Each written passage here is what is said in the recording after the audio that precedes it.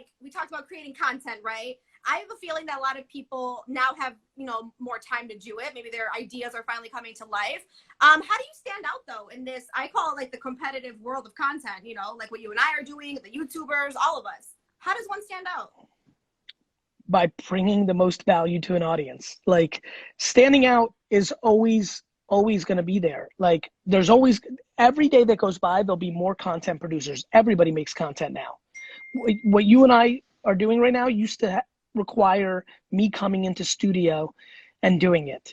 And then phones started working better. And then the internet came along and now live streaming. Like, you know, standing out is completely a quality game. Like how do rappers stand out? They make hot beats with hot lyrics and they become somebody that's known. How to, like, you know, there's a million business advice people out there. I stood out because I'm good at it. I'm good at, you know, I've worked my, you know, I've worked my craft. I've been putting out content for, you know, 2 decades. And so I think standing out is the true merit of the game. Like people always want to blame don't get my flow. I'm like, no, they get your flow. They don't like your flow. You know, oh, they don't see my value. I'm like, no. You know, like that's just real. That's just the way it is. Like the reality is very simple, which is the market gets to decide, not you. So you stand out by putting out content and letting the chips fall where they may. And also too, like, don't you think it's important to sort of understand that, like, you know, we can put out content all day, right? But as far as like growing that audience or maybe growing those followers, whatever it may be, right? Is that something that you would say, I mean, sort of takes time? Because as a millennial, I'll admit it, I do suffer from that whole instant gratification. I'm like, I want it now. Look, from every, you know, for every Charlie D'Amelio on TikTok, there's 85 million people that take 5 years before they get there. So of course it takes time. Everything good should take time. You know, like people, you know, like putting in the work is how you get there, or you throw money at it and cheat. Like you can get plastic surgery, you can get pec implants, or you can put in the work at the gym. But like if you're getting pec implants, that's a tell that you're insecure and you're worried about what people think about you. And so you're going to lose anyway. Like, cool, you got your breast implants, but like what it's really doing is hiding the fact that you're insecure.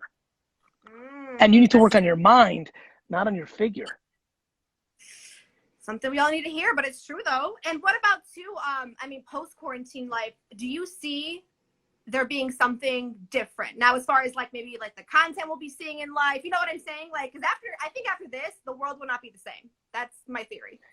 It can't be. Like people have learned how to buy things on the internet they never bought before. People have discovered shows that they never tried before, discovered wines and food that they've never eaten or tried before, content providers they've never followed before. Yeah, of course, this is a major shift.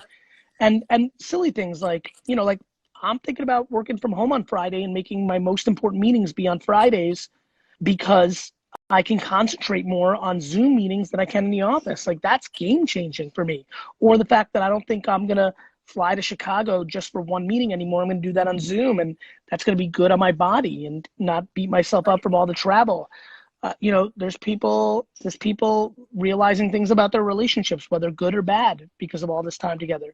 There's people who are going to appreciate teachers in school more, as much as they hate what's going on there. It's better than homeschooling, you know, like, or there's people on the flip side that are going to realize, wait a minute, I want to homeschool. This is better. And so there's just so much, like, this is a big deal. This is a big deal. And there's going to be impact for the rest of time.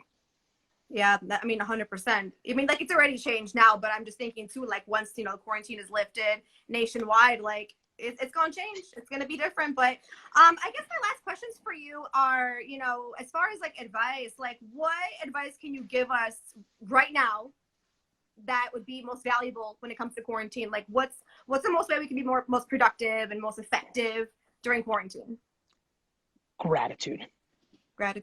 Be grateful. I promise you, there are so many people who are complaining about it right now that in a year are going to be like, damn, I missed it. I wish that could happen again. It was nice. Like I didn't have, because they're going to complainers complain. Right. They're complaining now that they're stuck in a house. In a month, they're going to complain that they're back on their commute and they liked it better when they were in the house. Like complainers complain and optimists find optimism. Like happy people find happiness. And so the best thing people can do is look for the good in what's going on. Like you're getting to spend more time with certain people. You're discovering new things about you. You're getting a rest from being in traffic. people are just not grateful enough. Everyone's entitled, acting like somebody owes them something. That's all the time I feel, but I feel like, especially coming out of this, our gratitude has to shift. You know what I'm saying? We've got to be more grateful for the things that we've had. I miss the little things too. Don't get me wrong. Oh my God, there's people that are going to love just going to a coffee shop and getting a coffee that used to complain about being in line for 3 minutes, like let's speed it up, who now may hopefully be like, man, I missed this coffee because the coffee I was making at home wasn't good. Like, people need to realize life is so simple. It's black and white. It's A and B. It's binary. I just hope that more people are grateful after this happened because something horrible happened or because something wonderful happened. We just got to get our minds right. People are confused out here. You know, people are scared right now because they bought $8 coffee every day and didn't save money. Like, people need to be taught. There are lessons. There's ungodly amounts of lessons being, scattered throughout this pandemic. There's 90-year-old grandmas in the old country FaceTiming. Now you get to see your grandma. Like, there's 100 different things going on. And I think people find what they're looking for. And there's a lot of negative people who are looking for negativity, and you can find it everywhere. And there's a lot of positive people looking for positivity, and there's beautiful things happening everywhere. Oh, absolutely. Well, I'm glad that you were able to talk about that with us a little bit and give us a little light on, this really uncertain time. I do have to ask you a couple more questions if you're cool with that. Cool, let's rock it. People are dropping the questions, and somebody wants to know about investing. Now, I guess, is this a good time? You know what I'm saying? Like, I was trying to buy a condo, but it's a great time if you can afford it. Most people are not liquid, so they're stuck. But if you can afford it, things are going to be underpriced. Apartments are going to be underpriced. Wall Street's underpriced. The economy's hit.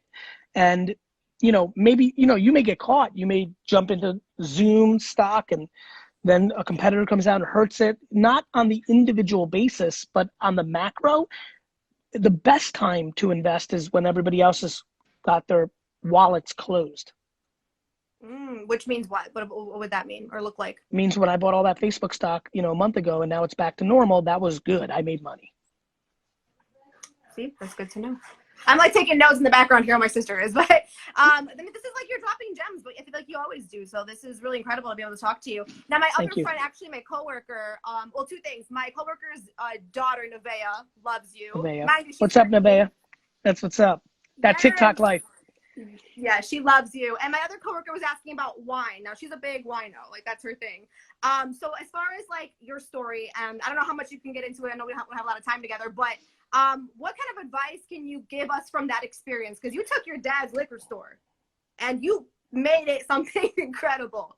And I mean, I'm a kid of an immigrant, so like I am here for the hustle. I'm here for the work ethic. A lot of us are. So I just want you to share that a little bit of the story. That was a story of realizing that Google AdWords, email marketing, having a website was going to work. It's no different than why I want all 1,500 people in this thread right now to start a TikTok account, because it's a land grab.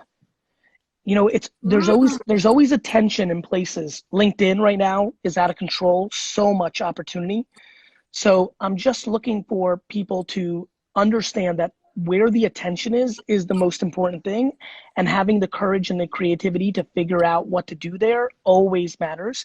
And that's what I'm pushing people towards. Like, can they get to a place where they realize that having a podcast, being on LinkedIn, being on TikTok right now is a huge opportunity. Instagram's now in a place where it's hard to break through. You have to be really great. But 6-7 years ago, you could have broke out on Instagram by being a B or a C. Now you have to be an A+. Right now on TikTok, you can break out by being a B or a C. And it used to be a D or an F because there was just so much consumption and so few makers. Now, it's starting to change, and in 2 years, it's going to be oversaturated or at a proper place. And that's the game. It's always been the game. And so, for me, it's where's the attention? Text messaging. There's a reason I'm throwing out 212-931-5731. Like, I know where attention is, and that's what I focus on. And I spend all my time on that. And that's why I always tell people, like, as many gems or jewels as I'm dropping in here, there's nothing better than following what I'm doing, really watching what I'm doing, because I'm never doing anything just for kicks and giggles. I'm strategic as fuck out here. So you said TikTok, LinkedIn, and what else? And TikTok and LinkedIn are by far the best, but I also think podcasts are tricky. There's still a lot of opportunity there.